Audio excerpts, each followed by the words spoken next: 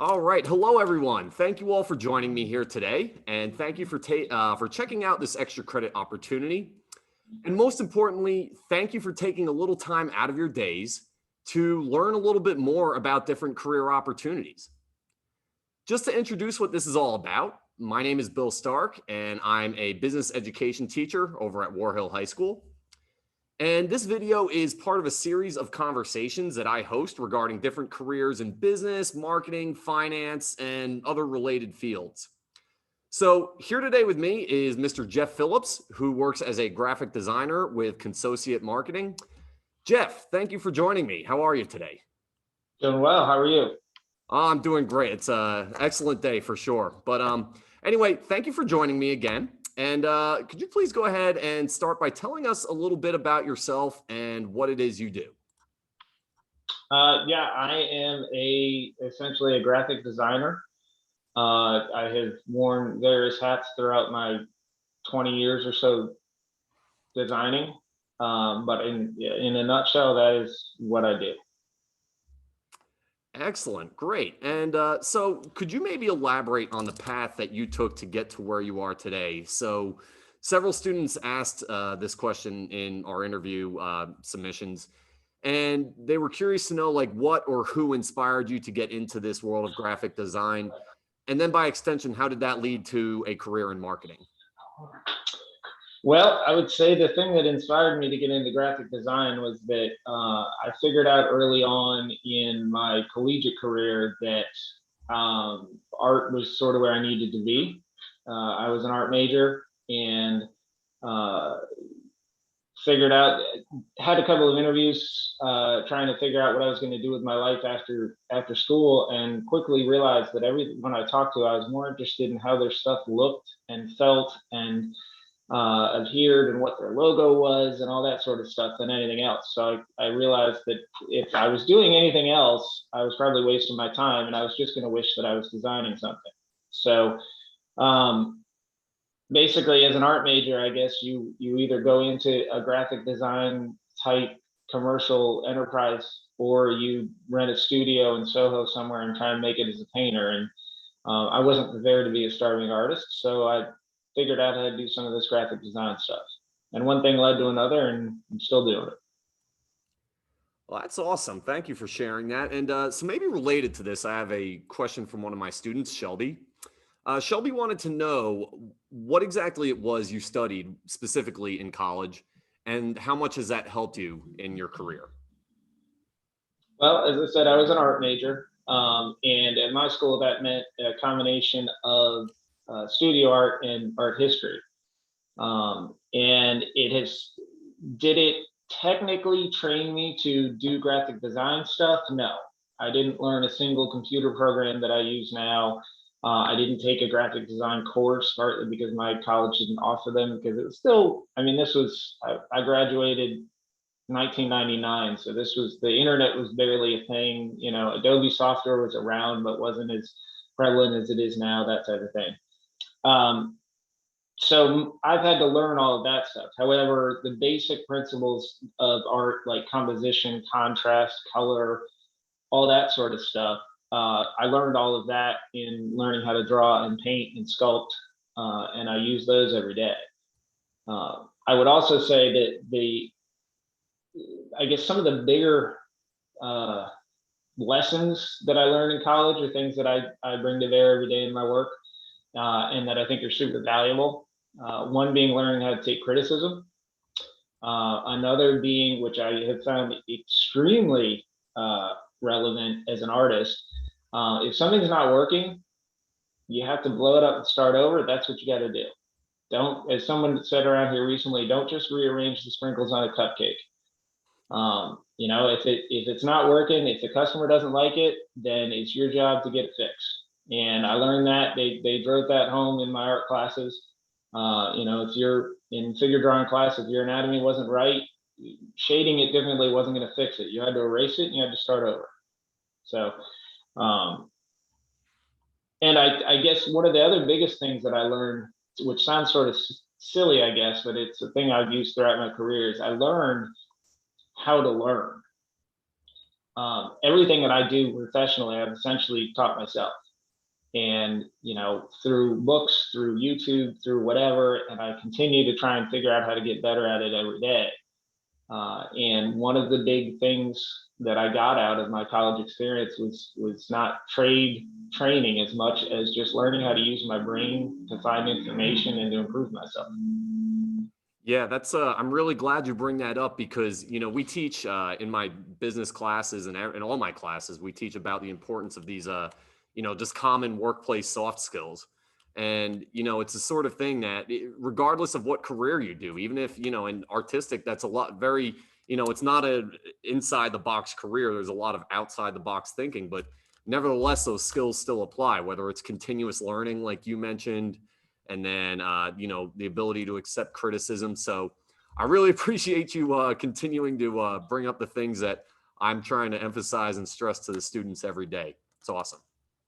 Yeah, well, and along those lines, I actually have a buddy who I went to school with who I can't remember how or why, but he hires people through some large tech firm or something like that. And he has suggested that one of the things he looks for along those same lines is people who played sports, because he said they can take coaching, they know how to lose, they know how to get better, and it's all those types of skills that are what will actually prove more valuable to you than technically knowing how to do your job. That's great. And yeah, that's exactly what we're talking about right now is how any experience you have in life, you can translate that onto a resume. You just have to know how to do it, which is great. So moving along from that, I've got an interesting question from one of my students here, Isaac. And we talked about this a little bit at the beginning, but Isaac wanted to know what you thought is the coolest and then what is maybe the craziest thing you've ever had to design. Well, that is a surprisingly difficult question to answer. Amongst other things, I've been doing this for 20 years, and I've designed everything from. I mean, I've designed hundreds of T-shirts at this point. I've designed packaging for. I was the marketing director at Aleworks Brewing Company for 5 years, so I did all of their packaging. I've done packaging for Colonial Williamsburg. I've done T-shirts for major restaurant chains across the United States. So I would say that the coolest, probably, I got a real kick out of. I don't know. I get a kick anytime I see any of my work out in public in the market. Even I did beer bottles for 5 years, but still, you go into a Food Lion in some part of Virginia you've never been in, and you walk in, and there's one of your beer labels on the shelf, and it's just cool because it came out of your head. I had that experience with a T-shirt I designed years ago, and I walked into the MGM Grand in Vegas, and there's my T-shirt front and center in one of the gift shops, and I was like, "Yeah, I did that. That's sort of neat." Um, the I would also say I've done a number of car wrap type situations. Those are always cool and hard to actually see it out in public in full size car size graphics. That's always neat. And so maybe that counts as crazy. I don't tend to get too crazy. Usually I'm doing whatever is anybody else needs project wise. So I haven't nothing comes to mind in terms of incredibly crazy one way or the other. Awesome. Well, that's great to hear, and sounds really cool that you actually get to see your work on display.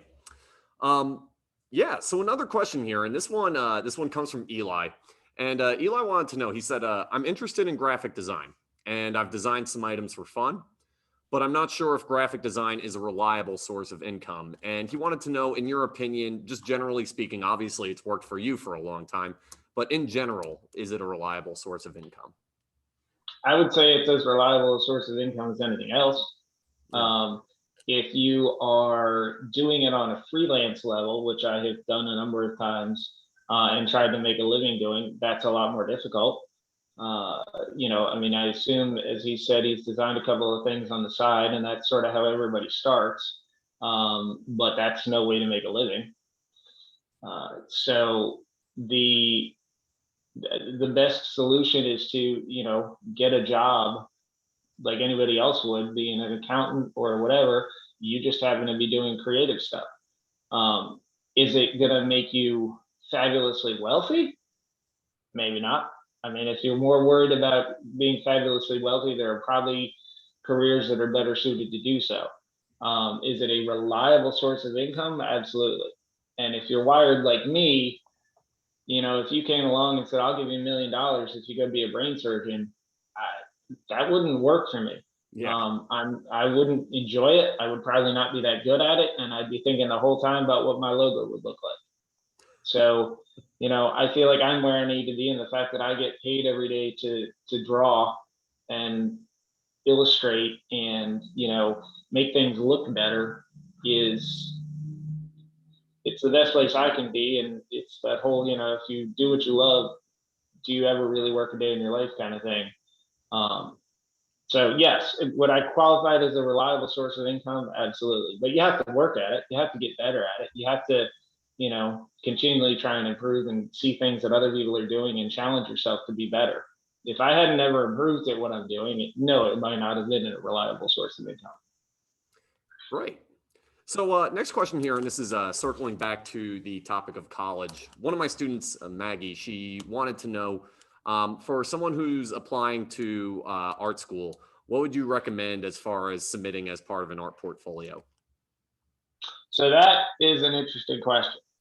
In large part because I did not submit, I did not go to art school. I did not apply as an artist. I did not submit a portfolio anywhere. I went to a liberal arts school and was not totally 100% sure what I was going to do when I got there. And it soon became clear where I needed to be. I did take studio art AP in high school, but hadn't considered that that was where I needed to be academically. What I would say that stands out to me when I see student work is obviously creativity, obviously, improvement. I personally, there are people who say I like to draw are a dime a dozen. People who are trained in doing so and have learned how to do so correctly and have learned things like perspective and how to take criticism and all these things that make you a better artist, that will get you farther than just liking how to draw. Talent is one thing, it's got to be harnessed. So I would say if you have things that show that you have studied and focused on it, that's probably more valuable than just quote unquote raw talent, would be my guess. Awesome.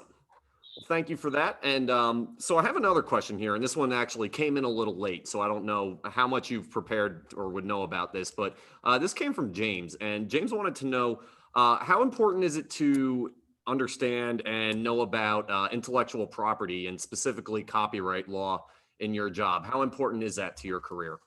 Super duper 100% absolutely critical.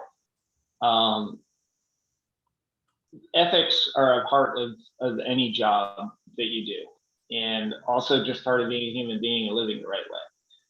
And when you make your living creatively, you essentially, not only do I make my living off of clicking a mouse and executing something, but I make my living off of the idea that I have of, you have a flyer you want to do for your class project or something like that. I already know how to make it look better. That's valuable, and so I expect my value to be respected, and I expect as a result I have to respect someone else's. I've done a lot of t-shirt work, and I learned early on t-shirts are their own sort of thing when it comes to intellectual property, because I can't just find an image on a stock image site or something and put it on a t-shirt. That qualifies as reselling the image, so that's illegal, unless I bought the rights to that image and talked to the photographer or whomever. It's a big thing in the craft beer industry that people are fast and loose with other people's intellectual property, and none of it's legal, none of it's right, none of it's ethical. I mean, if I come up with a beer and I name it, I don't know, Seinfeld's Pale Ale or something like that, there are a lot of people that will buy it because it says Seinfeld on it. Well, I should pay them for the right to do that because I'm making money off of it. That's called licensing. And there are a lot of people out there who will tell you, oh, I didn't know I was doing anything wrong. Okay, there are also a lot of people who know they're doing stuff wrong. And you as a creative person, you not only owe it to the ethics of the thing to do it the right way, you owe it to the customer to be educated on these things and not violate anyone else's property, because the customer is going to be the one who's going to get a letter and say, hey, we're suing you because you did X, Y, or Z. And the customer is going to come to you and say, I'm sorry, I did what? It's your job to know not to do that. So yeah, intellectual property, trademark infringement, it's a super important thing. It's a thing. I mean, I'm not going to say I've never made a mistake and done something that I thought was above board, and it turns out someone was like, "Nope, technically I own that, so you can't do that," or something like that. But I take it very seriously, and it's a huge part of what I do, without question. It's just all about getting paid for your work.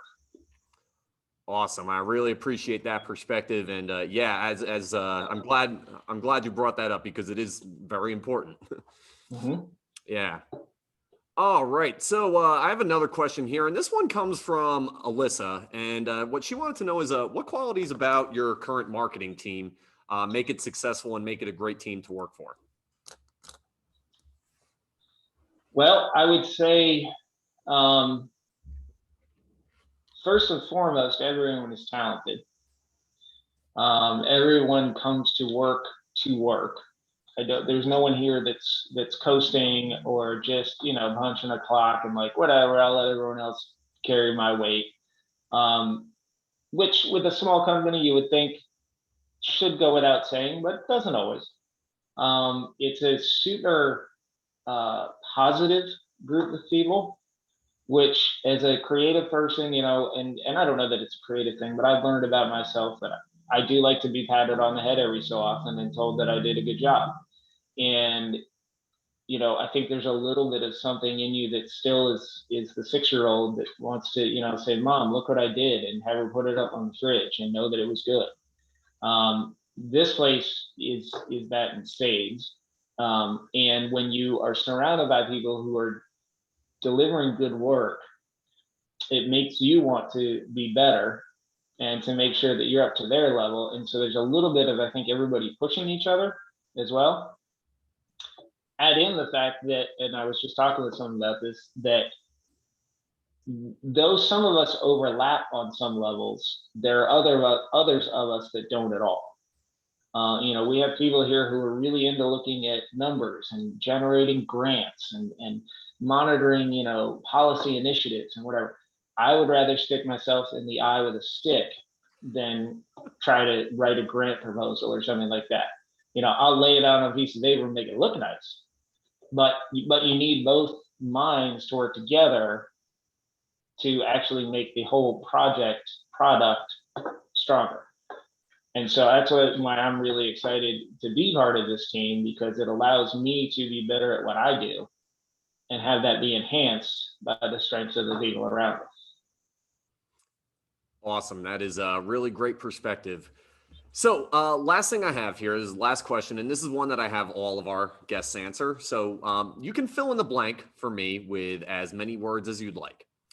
But a high school student who is blank might want to consider a career in graphic design. Well, obviously creative.